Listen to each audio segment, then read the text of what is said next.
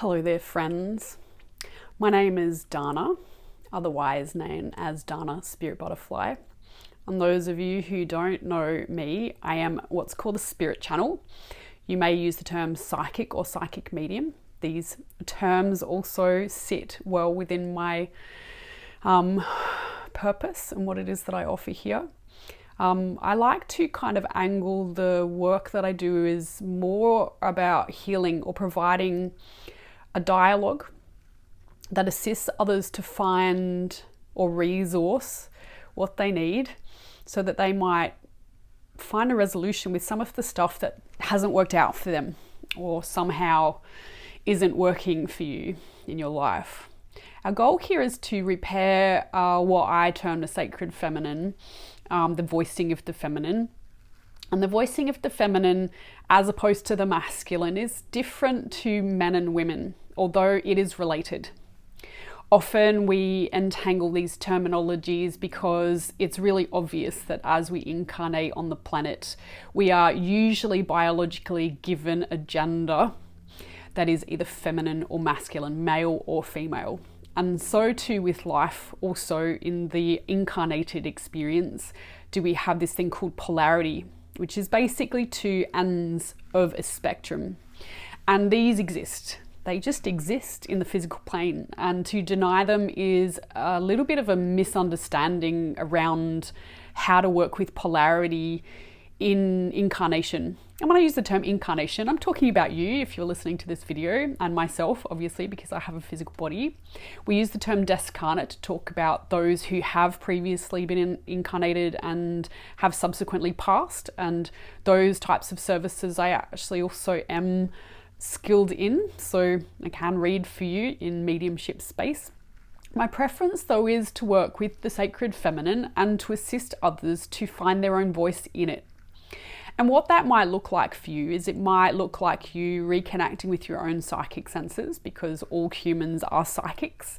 I'm here in Melbourne at the moment with my sister who's just had a baby. And so babies communicate really strongly in psychic language, and it's much easier to understand what type of cry they have and what it is that they're needing if you are psychically active. It's actually something that we've always had, it's always been here, but it's misappropriated or used in a way that sometimes sabotages our energy, which kind of brings me into the next movement of this particular video, which is about lunar cycles. Sabotage lunar. A lot of people, when they associate with the moon, they associate with the feminine, but they also associate with shadows. And shadows is sometimes code for the things in your life that you're conveniently ignoring because you don't like that they're there, or you misunderstand maybe how they can be useful to you, and instead you've been taught, maybe you've been taught to demonize them or to see them as bad. And we work with lunar cycles in these particular videos, partially to bring back an awareness of how we are influenced by the lunar cycles, by the influences of the moon.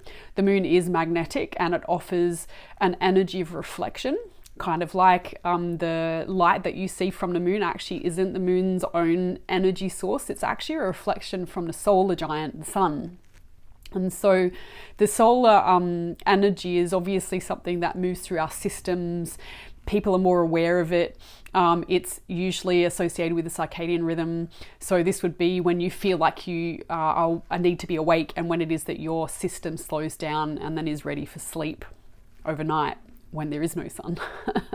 So more people are familiar with this in their day-to-day practice than they are around the impacts of the moon. And if that's all you've got in terms of your own energetic experiencing, so you're noticing that, you know, maybe your sleeping cycles change across the seasons, or maybe you've noticed that when you've eaten something that doesn't really sit right with your stomach, it impacts your sleep. If that's the dialogue or the level of conversation that you're having with your body and your experience in life, then cool, awesome, great, at least you're having one. This is a really important conversation because too many of us lose energy in the hidden, in the ways that we are avoiding life, in the ways that we are ignoring the things that actually impact us, like the moon. And so anyway, swings and roundabouts, these conversations do get this video will cover the lunar cycle that starts on the 18th of July here in Australia. It may start on the 17th of July if you're in another part of the world. And it starts as a new moon in Cancer that very quickly becomes a moon in Leo. And so we'll talk a little bit about that in a minute, but we're heading into an apex on the 2nd of August, which is a full moon in Aquarius, which is an air sign, and it tempers off until into the dark moon period and then becomes a new moon again on the 16th of August here in Australia. And that will be a new cycle in Leo. And so today we're talking in the period just before the dark moon. So I'm recording this before the new moon cycle. We're doing that deliberately just to give you a bit of a heads up as to where the energy might impact you. And this video is designed to give you a point of reflection, lunar energy reflection. It's basically for you to sit and listen and to maybe discern how it might sit with you in your own life and what it is that it might offer as a term in terms of support. And Spirit is reminding me that I've been noticing for quite some time my own personal frustration at how few people do what we call the work, which basically is a reconciliation with your own energy and an awareness of where your energy is going, what it is that you're doing with it, and how external energies impact you and how your internal presencing impacts the external reality. And when you do cultivate this awareness, this psychic awareness of your own landscape, you tend to do better with life. You tend to get much better at being aware of when someone's encroaching on your energy boundaries, and over time you can cultivate better verbal skills to be able to manage those relationships that are in your life so that you get essentially the relationships that support and nurture you rather than the ones that create drama and chaos in your life and leave it at that. Of course, some of those relationships are inevitable, you know, like we often have family members that we are attached to who don't quite resonate the way that we do, don't quite align with the same frequency, don't quite like the same things or want to do the same things all the time. And when you're forced to be together for whatever reason, you know, your dialogue, your situation, it can make life really uncomfortable. And the dialogue that happens in the in-between space can be missing a lot of vital information. And a lot of that vital information, again, can be discerned psychically, but we do introduce in our psychic development circles this idea of when it's appropriate to tune into someone's energy and when it's appropriate to simply stay with your own energy expression and take ownership of that so that you can be powerful in your own experiencing. And when we talk about feminine empowerment or the empowerment of women, women often don't like to talk about power. They prefer empowerment as a word. Nuanced, whatever, your dialogue, your situation. But power often is about safety. Power often is about, do I feel like I can fully say what it is I want to say in this conversation? Spirit is reminding me, they're bringing me back to the lunar cycle, the fact that it's a Cancerian cycle heading into a Leo junction. And when we talk about Cancer, and just for the record, I'm not an astrologist, I'm a spirit channel, and these are different things. So at the moment, I'm not relying on what I've read or what I understand about planetary systems outside of what I understand is about the language of discernment with energy and the way I communicate with spirit. So at the moment, I am tethered, if you will, to an energetic presence that is helping me to channel these videos for you. And that energy it changes according to who I'm reading for, because if I'm reading for you, your own spiritual dialogue and intelligence will be different to what it is that is needed by someone else. And so it's always different who spirit is. But when I channel these particular videos, I align with what's called the rose frequency. And there's some other videos that I have around what that is that you can look into if you'd like, or you can check out my website where there's more information about some of the work that I do with women. And my website is www.dana-spirit-butterfly, that's D-A-N-A, spiritbutterfly.com, just in case you want to look that up. Spirit always tells me that I need to express that to you so that you actually go and do that. Because otherwise I'll just keep working without acknowledging myself. And a part of the Sacred Feminine Rising is recognizing the energy that we're all putting into the work that we do. And I do quite a lot of work to make these videos and to channel spirit and to provide individuals with the support that only I can give in this lens, through this purpose of mine. And so The rose frequency is very much associated with women, but I'm also associating at the moment quite strongly with the Magdalene energy. I don't always work with the Magdalene energy. The Magdalene energy is associated with Mary Magdalene, but not exclusively to Mary Magdalene, because Mary was of Magdala, and Magdala was a place, and there was a particular cultural experiencing that they were experiencing back then. Their tribe was working in a particular way, and a part of that associates with what's called the priestesses of Isis. Now again, I'm a spirit channel, just to keep it clear. So I haven't ordained as a priestess in Isis, which you can do in the States. There are a number of ways that you can get ordained if you'd like, if that's your flow, if that is which aligns with you, then do that. You know, it's important that you're listening to your own voice, to what your heart is asking you to do, and that you journey with that. When we talk about the sacred feminine voice, it's a journeying perspective. It's about showing up to what we're feeling is right for us and daring to be in the experiencing of it, so that we can embody the experience of it rather than simply talking about it. And so as a spirit channel, I have embodied a spirit channel. I haven't embodied a priestess of Isis, but I do have access to the lineage and to the communication tools. And so in that, there is a Mary Magdalene feast day on the 22nd of July. I am offering a free journey with the Magdalene and with Rose Frequency. If that's something that's interesting to you, please contact me. I'm not advertising it at the moment. I may do, I haven't decided yet, but we will be doing a call. It will probably be on the 21st of July in the States, and on the 22nd of July, like in the evening, Friday evening, and Saturday, the 22nd of July in Australia, and we'll be doing that online. Obviously won't be very long, but it'll be long enough to gift you, if you'd like, to attune to the energy of the Rose Frequency and the Mary Magdalene. They're correcting me, it's the Magdalene lineage. Some of you are already connected to it, but you may not be voicing it yet. And what that usually means is that it means that you may have a soul code or a calling to be in conversation with the energy, and it's the conversation we're looking for, okay? It's not about you subscribing to a particular belief system that doesn't align with you. It's about you showing up with your sacred voice, because this is actually what the priestesses of Isis are about you showing up with your sacred voice and reconciling your disparate aspects, the parts of you that feel broken or not quite right or don't seem to resonate with you yet, or you're having difficulty voicing, and the recalling of that back into your system so that you can be empowered by it, so that you can be present with it, and it can be useful for you. And so that's some of the work that I offer. So that's on the 22nd of July, or if you're in the States, it'll be on the 21st of July.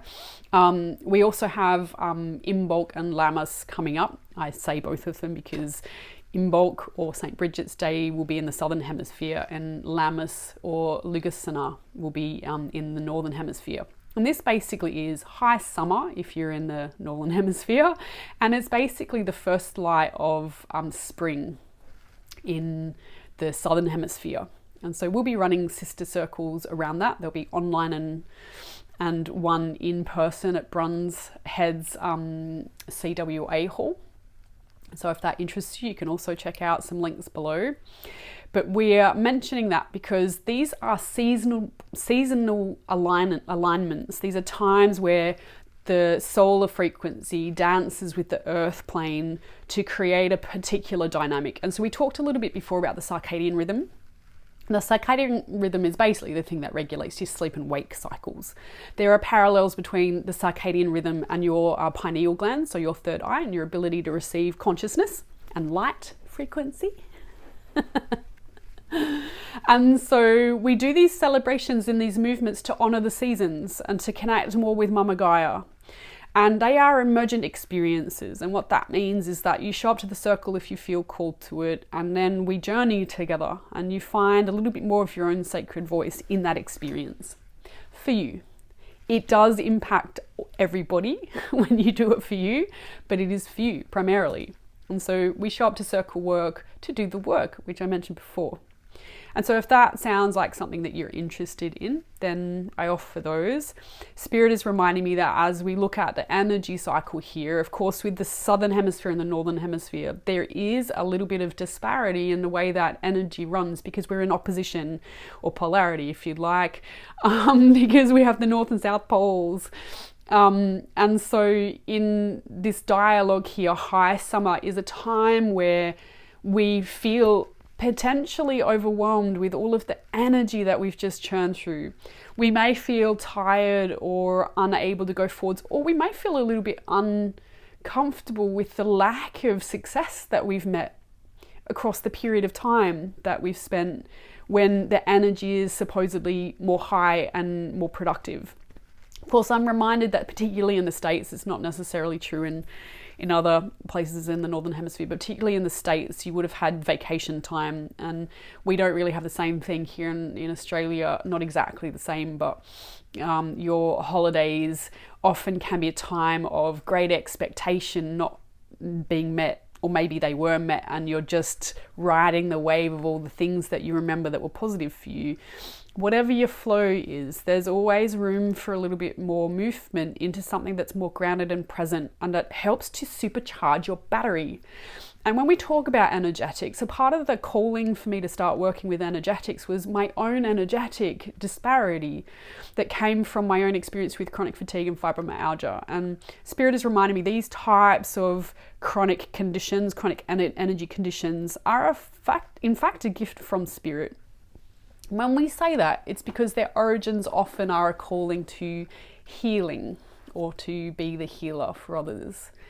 But first, you need to understand how your energy works and how much it matters, how much some of the subtle things matter, otherwise known as the sacred feminine things matter.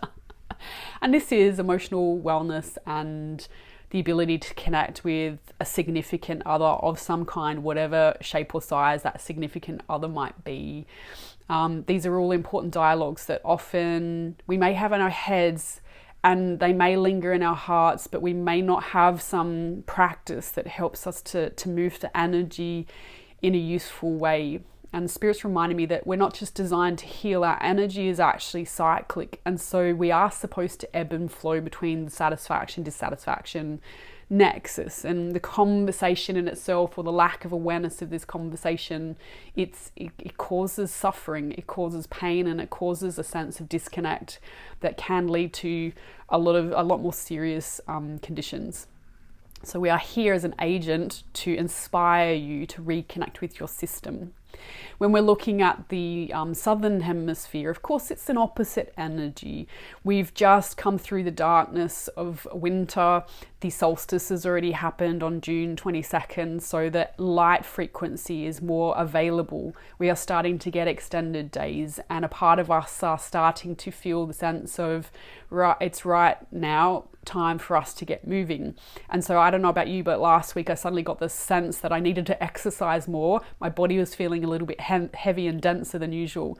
And these are typical for this type of season and this type of year. And so if you want to learn a little bit more about the what's called Imbolc, or the first light of spring, and how to get into that, the rose circles that I have coming up in the next few weeks is ideal for you, particularly if you're a woman, because unfortunately rose circles are for womb holders only, and that's because we do contain a certain type of DNA in our womb that is unique to women.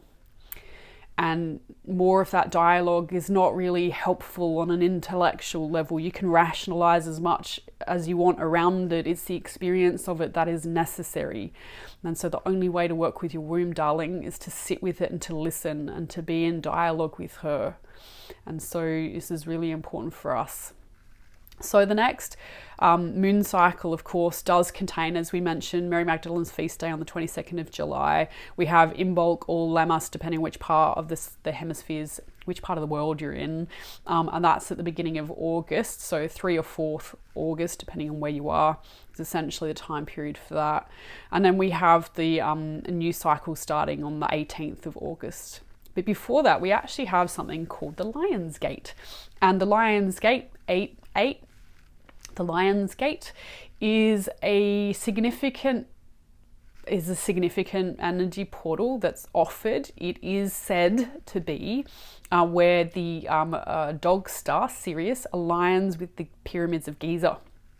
And those of you who understand a little bit more about pyramids, you'll understand that the pyramids were built for a purpose, and that purpose has something to do with light frequency and sound healing.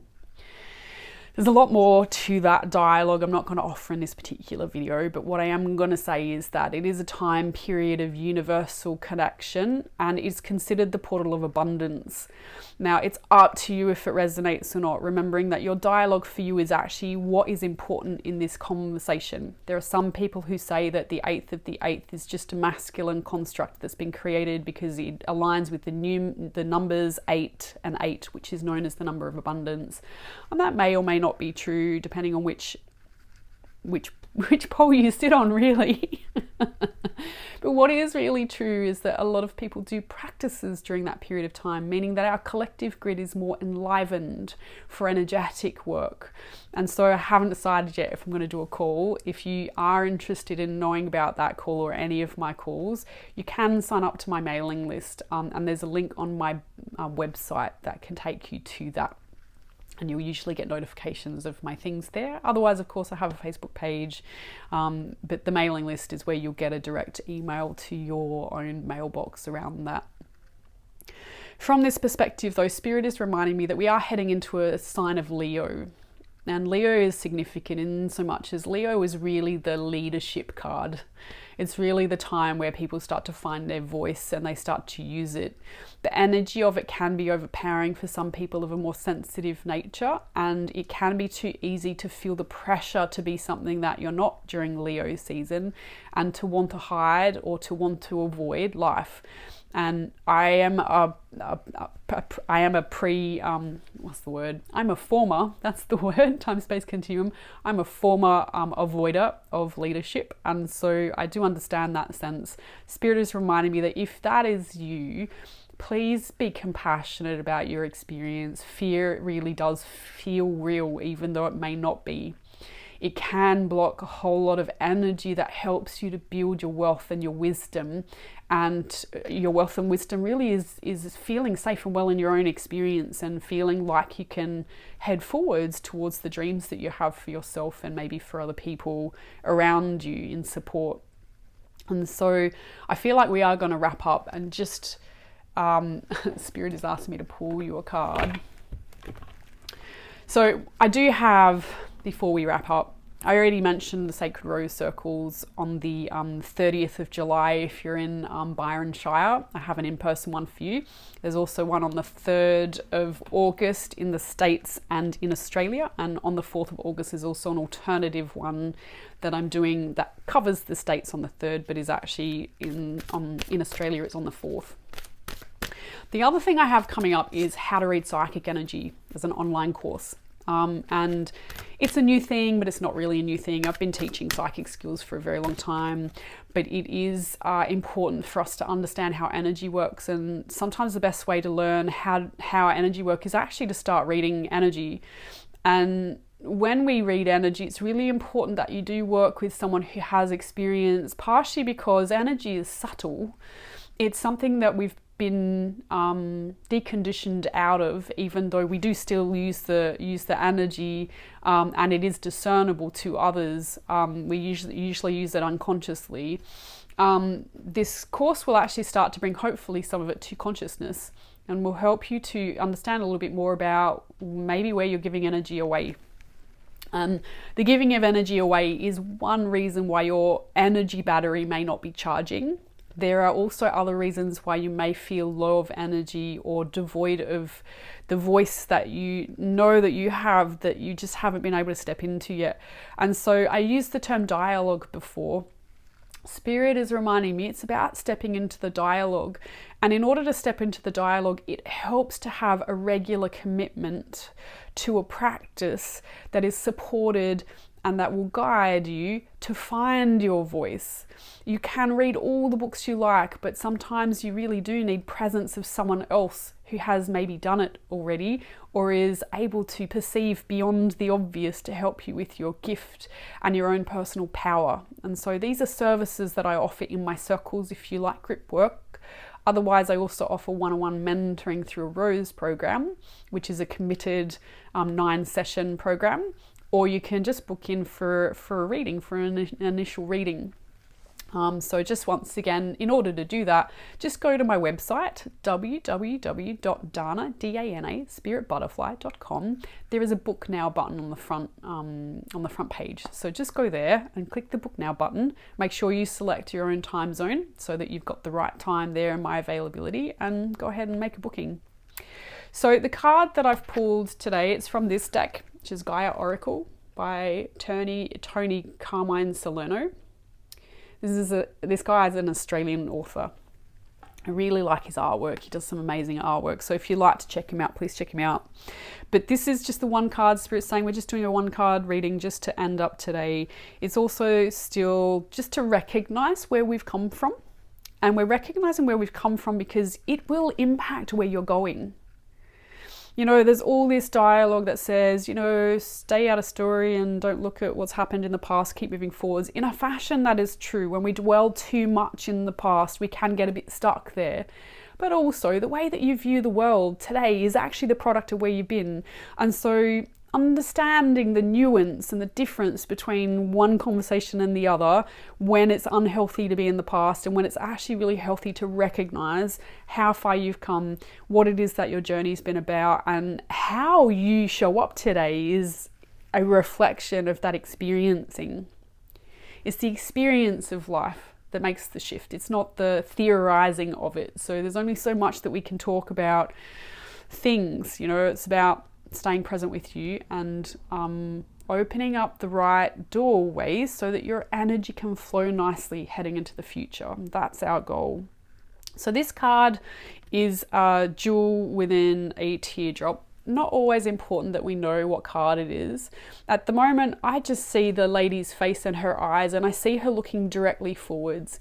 I'm being reminded jewel within a teardrop. Teardrops obviously are associated with something that is maybe negative or is associated with grief and pain and suffering. And so when I feel into the teardrop, it's talking about the past, the things that I've had an experience and how I might feel right now about that particular experiencing. Jewel, of course, is usually considered something wealthy and well. It's usually considered something of value. And so jewel within a teardrop really is talking about something in the past that might be grieving you, something in the past that might feel a little uncomfortable, you might actually start to become aware of how much value is in it, how much support is actually been in that experience. And so I mentioned before about her eyes staring forwards. I see her looking into a future and wanting what is in the future, and maybe fearing that she can't step into the future because of the grief of her past.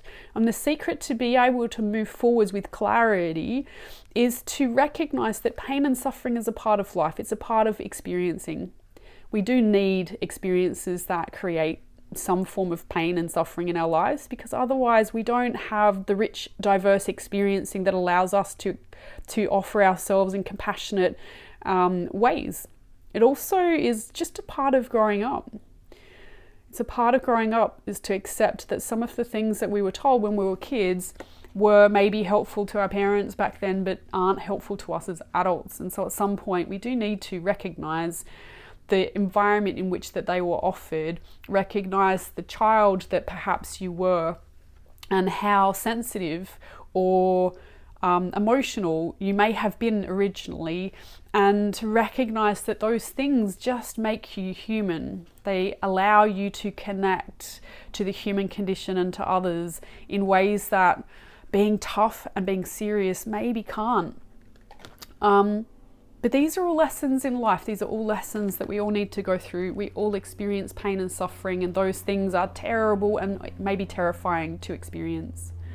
But they're also useful markers of the feminine so that she may know herself in space and time and eventually find a voice that resonates for her. And so Spirit's also just asked me to share with you, if you're a man and you're still listening, we are talking about feminine, and you also have a feminine aspect, so perhaps that might resonate with you too. So I'm signing off for this month's. Thank you for listening. I appreciate you. Please keep going. Reach out if you need some assistance. I'd really love to see you in one of my circles. All right. Peace and love to you. See you.